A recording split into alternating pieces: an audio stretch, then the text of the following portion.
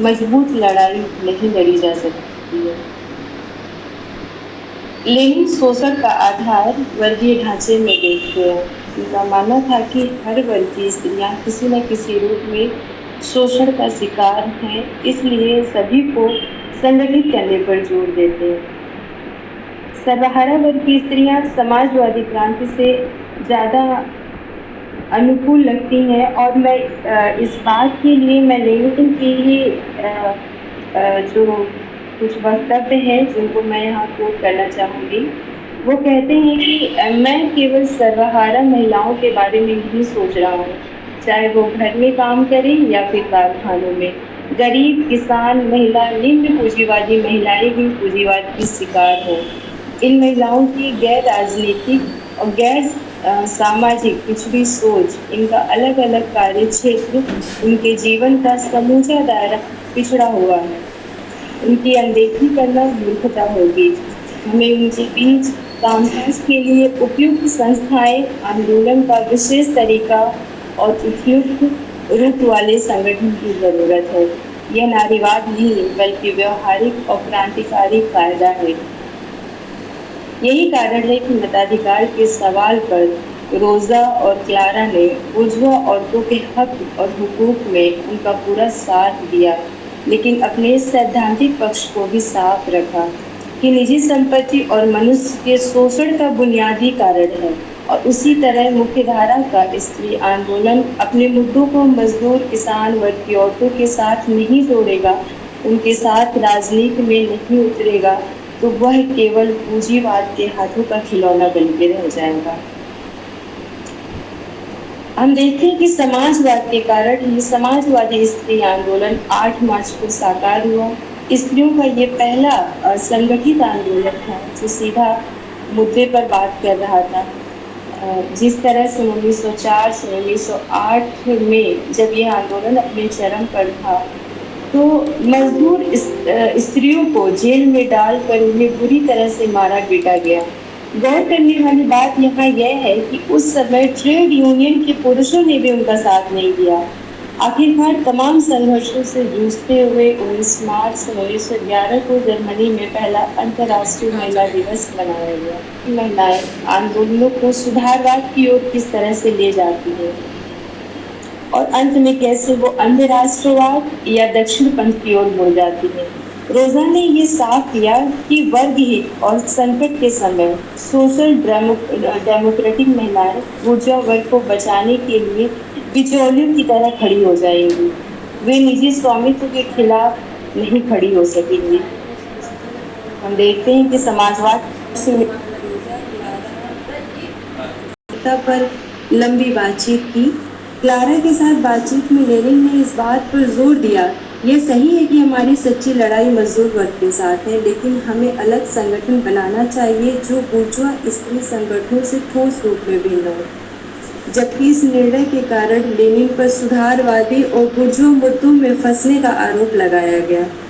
ध्यान देने वाली बात यह है कि जहां मुख्य धारा का स्त्रीवाद इलीट वर्ग के मध्य वर्ग और आगे किसान और घरेलू कामगार महिलाओं के क्रम से सिद्धांत को खड़ा करता है, वहीं लेनिन भौतिकवादी नजरिए से अपनी बात रखते हैं। और लेनिन कहते हैं कि हम उन चीज़ों का उन्मूलन करेंगे जो महिला मजदूर, किसान, महिलाओं, छोटे व्यापारियों की पत्नियों और कई मामलों में मालिक वर्ग की महिलाओं का शोषण करते हैं। हमें घृणा है समाज में किसी भी स्त्री के ऐतिहासिक शोषण क्रम से, लेकिन हम इसे सुधारवादियों की तरह नहीं देखते जो पहले स्त्रियों को धीरे धीरे निष्क्रिय बनाते हैं और फिर अपने इशारों पर नचाते हैं। लेनिन प्रेम और सेक्स जैसे मुद्दों को भी भौतिकवादी दृष्टि से देखने के लिए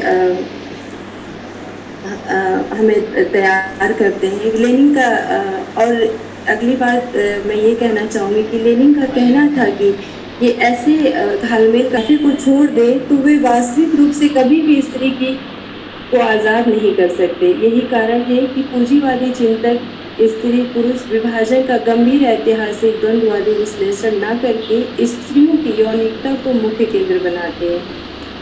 वे कहते हैं कि हालात बद से बदतर हो गए हैं। समाज के बड़े सवालों को लैंगिक समस्याओं का एक हिस्सा और उसके सहायक के रूप में देखा जा रहा है। मुख्य चीज़ ही गौड़ बन गई है। यह न केवल उन समस्याओं को ही खतरे में डाल देता है, बल्कि वर्ग सचेत सर्वहारा महिलाओं की समझ को भी उलझा देता है। अब बहुत संक्षेप में मैं अपनी बात को ख़त्म करना चाहूँगी कि इन सब से संघर्ष करते हुए लेनिन ने महिला संगठन पर जोर दिया, लेकिन ये भी स्पष्ट किया कि स्त्री प्रश्न वर्गीय और ठोस नीतियों पर आधारित होगी। यदि सिमोन द वेल को छोड़ दे तो हम देखते हैं कि स्त्रीवाद की पहली और दूसरी लहर का नेतृत्व मध्यम वर्गीय बुर्जुआ महिलाएं कर रही थी, जो उत्पादन में सीधे हिस्सेदार नहीं थी। श्रम विभाजन पर उनका दृष्टिकोण नहीं बना था। वो सारे संघर्षों के बावजूद पितृसत्ता पर चोट नहीं कर पा रही थी।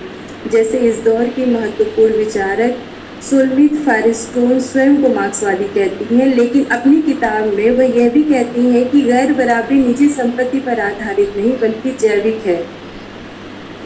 मैं इंद्रिया रीता डोरकेन का नाम लेना चाहूँगी, जिन्होंने विवाह संस्था के आधार पर ही all sex is rape, all pen is rapist ये कहकर बिल्कुल गैर द्वंद्ववादी नजरिया इन्होंने यहाँ पे दिखाने की कोशिश की है। इस तथ्य और इतिहास क्रम को नहीं समझा जा सकता है, क्योंकि लेनिन का विचार था कि समाज की किसी भी समस्या को उसके ऐतिहासिक परिप्रेक्ष्य में देखना और समझना जरूरी है। ऐतिहासिक समझ ही हमें समस्या की गंभीरता और उसकी व्यापकता की ओर ले जाती है।